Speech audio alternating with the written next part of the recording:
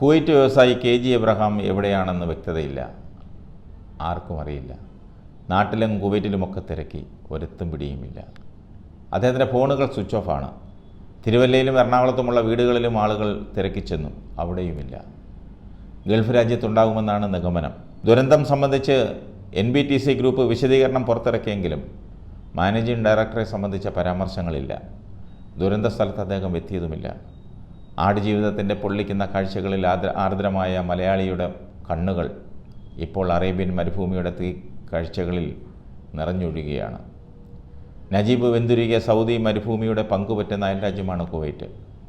അവിടുത്തെ മംഗഫ് പ്രദേശത്ത് labour camp കെട്ടിടത്തിൽ ആളിപ്പടർന്ന തീയിൽ വെന്തുമരിച്ച 50 പേരിൽ 24 മലയാളികളാണ്. നിരവധി പേർ ഗുരുതരാവസ്ഥയിൽ ചികിത്സയിലാണ്. കേരളം തേങ്ങുകയാണ്. നെഞ്ചാകെ സ്വപ്നങ്ങളുമായി കുവൈറ്റിൽ പറന്നിറങ്ങിയവർ. നാട്ടിൽ അതേ സ്വപ്നങ്ങൾ കണ്ടു കാത്തിരുന്ന പ്രിയപ്പെട്ടവരുടെ നെഞ്ചിൽ നഷ്ടസ്വപ്നങ്ങളുടെ ഒരുപിടി ചാരമായി ലയിച്ചു ചേർന്നിരിക്കുകയാണവർ. അത്യാഗ്രഹം അവഗണിച്ച സുരക്ഷാ ക്രമീകരണങ്ങളുടെ ഇരകളാവാം അകാലത്തിൽ മരണം വരിച്ച നമ്മുടെ സഹോദരങ്ങൾ. അന്വേഷണത്തിൽ കുറ്റവാളികൾ ശിക്ഷിക്കപ്പെടട്ടെ. പണക്കൊതിയന്മാരായ മറ്റു ദുരന്ത വ്യാപാരികൾക്ക് ഇതൊരു മുന്നറിയിപ്പാകട്ടെ.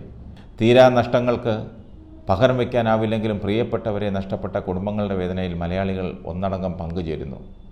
കമ്പനിയുടെ സ്പോൺസർ കൂടിയാണ് കെട്ടിടത്തിൻ്റെ ഉടമയായ കുവൈറ്റ് സ്വദേശി. അയാളുടെ അത്യാഗ്രഹമാണ് അപകടത്തിന് വഴിവെച്ചതെന്നാണ് അവിടുത്തെ ഭരണകൂടം തന്നെ വെളിപ്പെടുത്തുന്നത്. ഒഴിവാക്കാമായിരുന്ന ദുരന്തമാണ്. പണം ലാഭിക്കാൻ കമ്പനിയും കെട്ടിട ഉടമയും ആവശ്യത്തിന് സുരക്ഷാ ക്രമീകരണങ്ങൾ ഒരുക്കിയിരുന്നില്ല.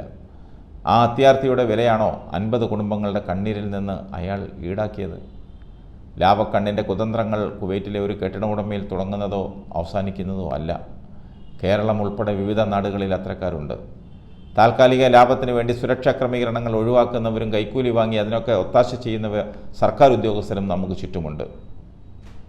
ദുരന്തങ്ങളിൽ മുതലക്കണ്ണീരൊഴുക്കുന്ന അധികാരികൾക്ക് ആത്മാർത്ഥതയുണ്ടെങ്കിൽ അത്തരം സുരക്ഷാ ലംഘനങ്ങൾ കണ്ടെത്തി പരിഹരിക്കുകയാണ് വേണ്ടത്. നമ്മുടെ വീടുകളിലും സ്ഥാപനങ്ങളിലും ജാഗ്രത പുലർത്തേണ്ടത് നമ്മുടെ കൂടി ആവശ്യമാണെന്ന് മറക്കരുത്. വയറിങ്ങും വൈദ്യുത ഉപകരണങ്ങളുമൊക്കെ യഥാസമയം അറ്റകുറ്റപ്പണികൾ നടത്തണം. ഫ്ളാറ്റുകളിലും ഇതര സംസ്ഥാന തൊഴിലാളികളുടെ ഇടുങ്ങിയ വാടക കെട്ടിടങ്ങളിലുമൊക്കെ പരിശോധന നടത്തിയാൽ വരാനിരിക്കുന്ന നിരവധി ദുരന്തങ്ങളെ അകറ്റി നിർത്താം. കാലാവസ്ഥാ വ്യതിയാനങ്ങൾക്കനുസരിച്ച് കെട്ടിട നിർമ്മാണത്തിൻ്റെയും വയറിങ്ങിൻ്റെയും ഒക്കെ സാങ്കേതിക വിദ്യകളിലും അഴിച്ചുപണി ഉണ്ടാകണം. കുവൈറ്റിൽ മരിച്ചവരിലേറെ മലപ്പുറം തിരൂർ സ്വദേശി നൂഹിനെ പോലെ സാമ്പത്തിക പരാധീനതകളെ തുടർന്ന് ജോലി തേടിപ്പോയവരാണ്.